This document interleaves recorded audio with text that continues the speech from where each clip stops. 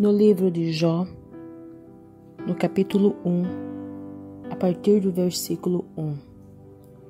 Havia um homem na terra de Uz, cujo nome era Jó. Este homem era sincero, reto, temente a Deus, e desviava-se do mal. E nasceram-lhe 7 filhos e 3 filhas, e o seu gado era de 7.000 ovelhas, 3.000 camelos, 500 juntas de bois e 500 jumentas.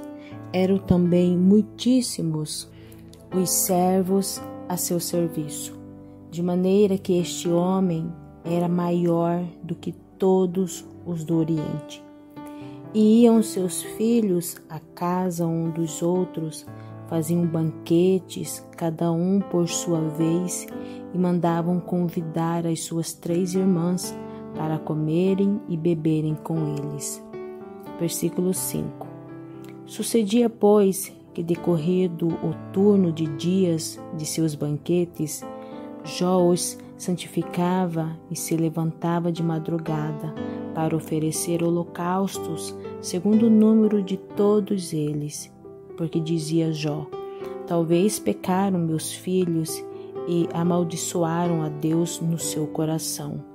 Assim fazia Jó continuamente. No capítulo 2, a partir do versículo 7. Então saiu Satanás da presença do Senhor e feriu a Jó de uma chaga maligna, desde a planta do pé até ao alto da cabeça. E Jó tomou um pedaço de telha para raspar com elas as feridas. Assentou-se no meio da cinza. Então sua mulher lhe disse: ainda retens a tua sinceridade? Amaldiçoa Deus e morre. Então aqui no livro de Jó, a mulher dele é mencionada com esse ato, com essas palavras. E essa história é de uma mulher que é frequentemente incompreendida, criticada e injustamente julgada pela maioria dos leitores do livro sagrado. Não nos é dado conhecer o seu nome, mas se tivéssemos que denominá-la baseados nas surpresas que a vida lhe ofereceu, como sofredora, miserável, infeliz, desesperada ou angustiada, seriam nomes que lhe cairiam muito bem. Aqueles que a criticam parecem ignorar que ela foi coadjuvante em todos os terríveis ataques que Satanás moveu contra Jó, experimentando todos os seus sofrimentos, exceto suas fétidas e purulentas chagas. Muito embora seja impossível não sofrer quando alguém que amamos sofre. Ela é descrita por muitos como uma mulher insana, amarga, insensível, revoltada, blasfema e destituída de fé.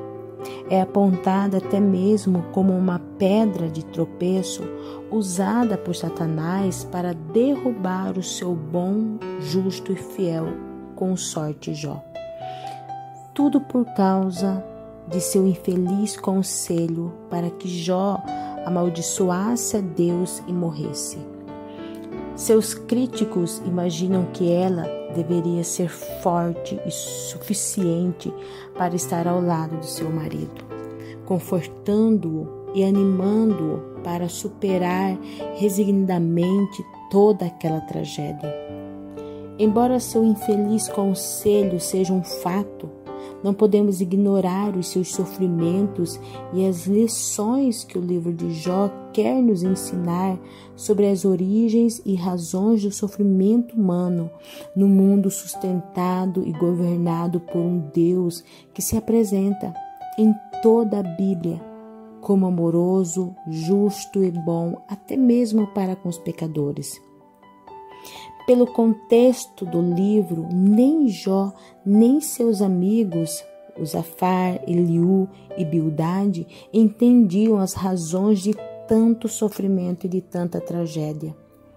Julgavam eles que as tragédias e sofrimentos que alguém experimenta na vida são consequentes do pecado que essa pessoa cometeu, ainda que inconscientes e ocultos. Conclusão que deixava Jó perplexo, pois sincera e reiteradamente reafirmava sua inocência. Enquanto os amigos de Jó o admoestavam a uma introspecção e confissão sincera a fim de livrar-se da dolorosa punição divina, sua esposa, indignada, se propunha a essas conclusões. Ela convivia com Jó e o conhecia como ninguém. Ela sabia perfeitamente que Jó era inocente das insinuações de seus amigos.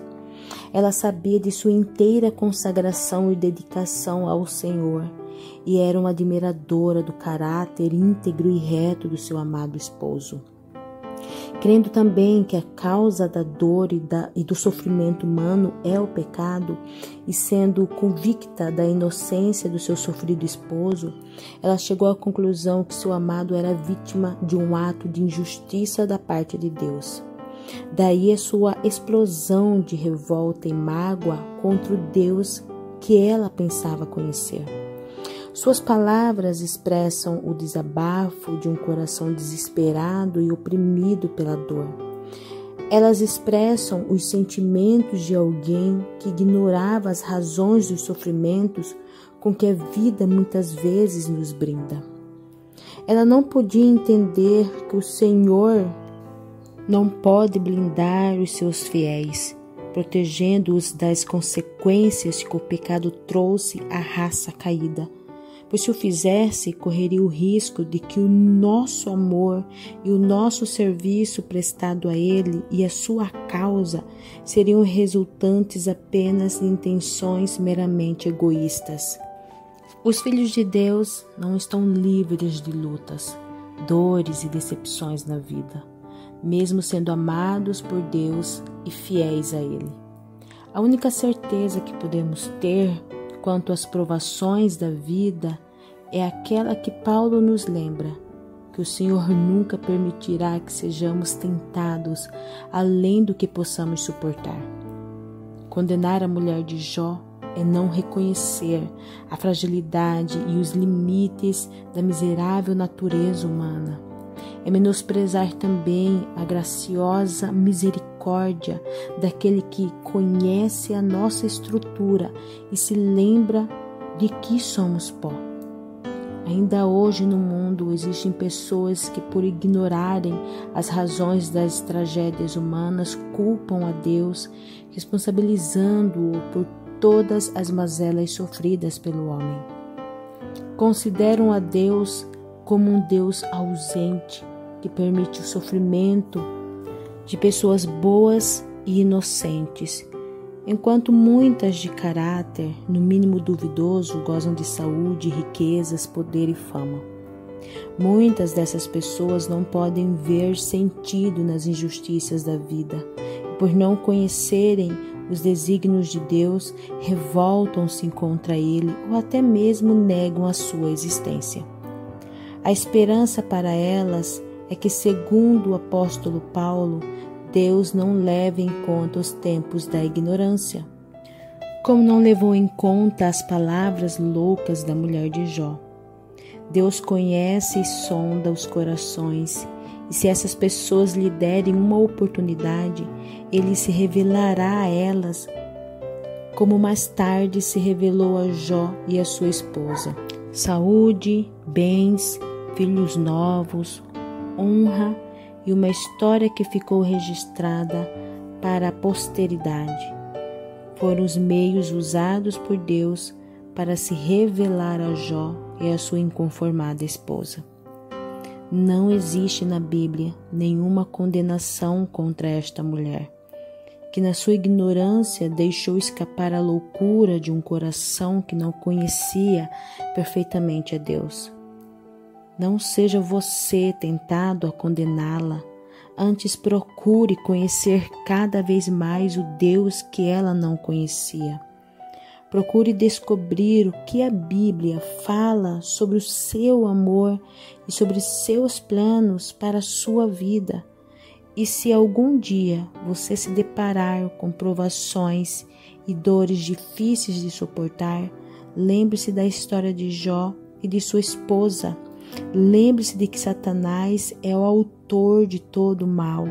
Mas um dia, quando Jesus voltar, você poderá gozar de um novo céu e uma nova terra, onde o mal, a dor e o sofrimento não mais terão lugar.